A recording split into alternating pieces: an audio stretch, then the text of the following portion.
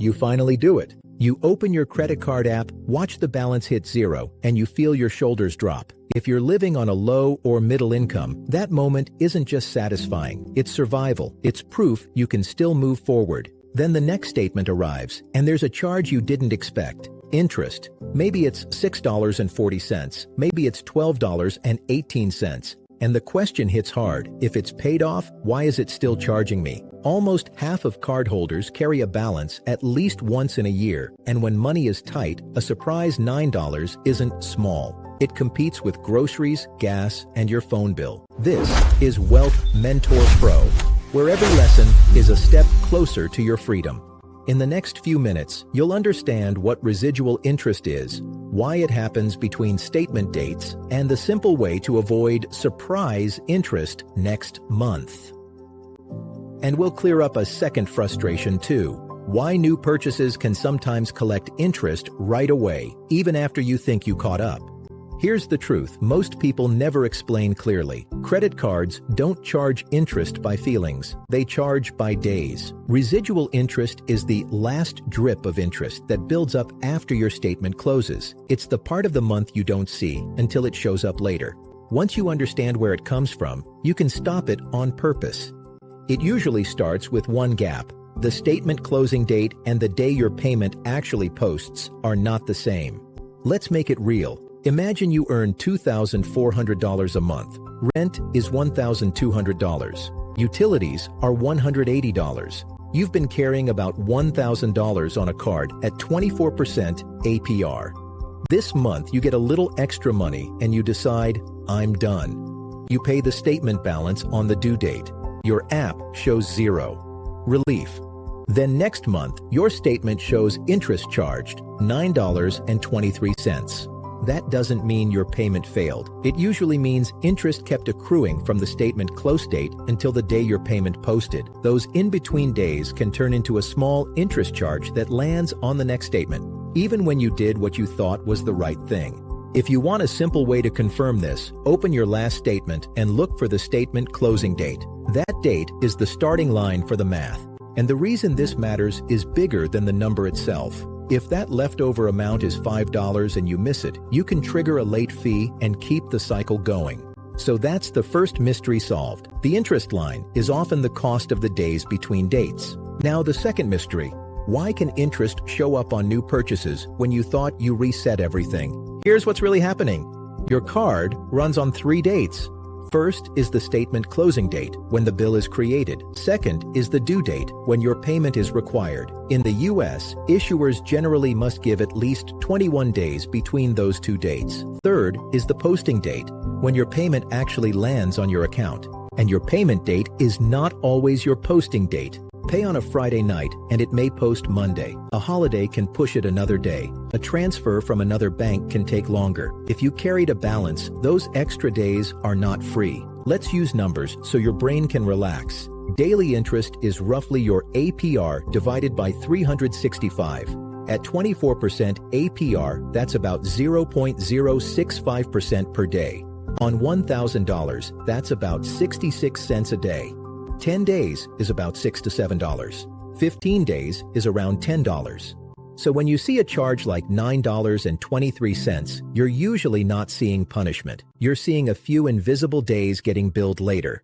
And this is where a lot of people get caught. They send the money, but they don't check whether it actually posted. That one detail can decide whether the card is truly done with you. Now let's talk about why new purchases can sometimes start collecting interest right away. Most people think the system is simple. You buy, you get a statement, you pay by the due date, and you pay no interest. That's called a grace period. But here's the part that matters. A grace period is not guaranteed on every card, and many cards only give it when you pay your statement balance in full and stay current. If you carried a balance last month, you can lose the grace period for a while. And when the grace period is gone, new purchases can start accruing interest immediately. Here's a clean example. Imagine you carried $600 for one cycle. Next month, you pay the statement balance, trying to reset. The very next day, you put $85 of groceries on the card because payday is still 3 days away. If your grace period hasn't been restored, that $85 can start collecting interest right away. Not because you're careless, because the reset isn't complete yet.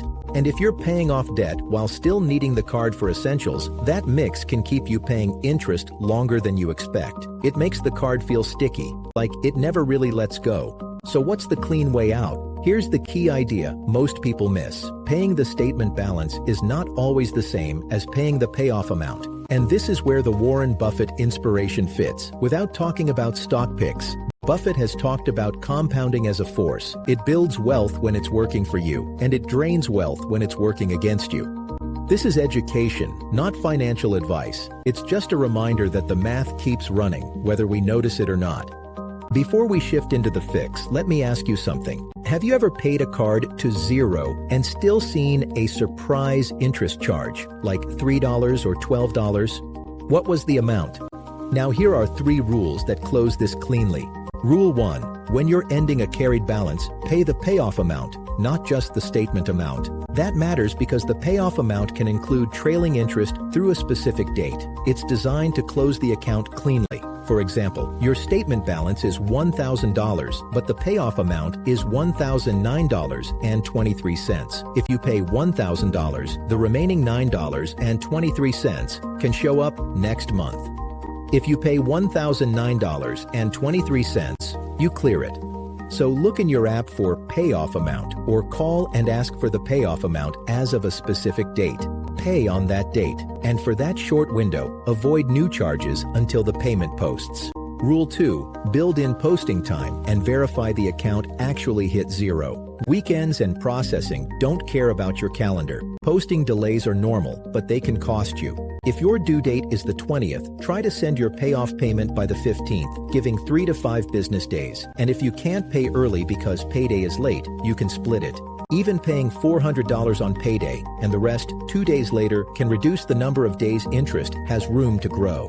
The only thing you have to watch for is the word posted. If it's pending, don't assume the clock stopped.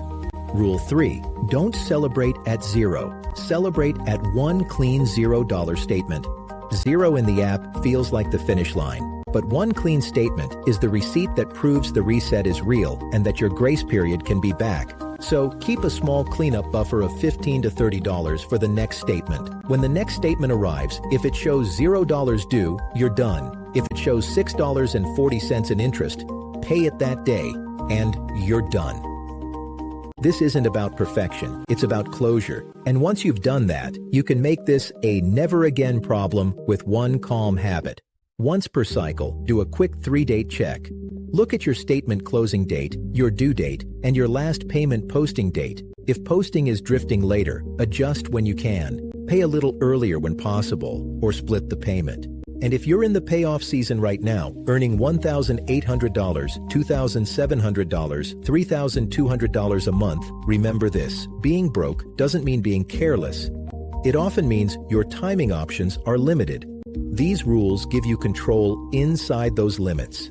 You earned that relief. Now make it final. No more drip, no more surprises. This is Wealth Mentor Pro, where every lesson is a step closer to your freedom. If this helped you feel clearer and calmer, you can like the video and subscribe for more. And when you're ready, watch the next video that's showing on your screen now.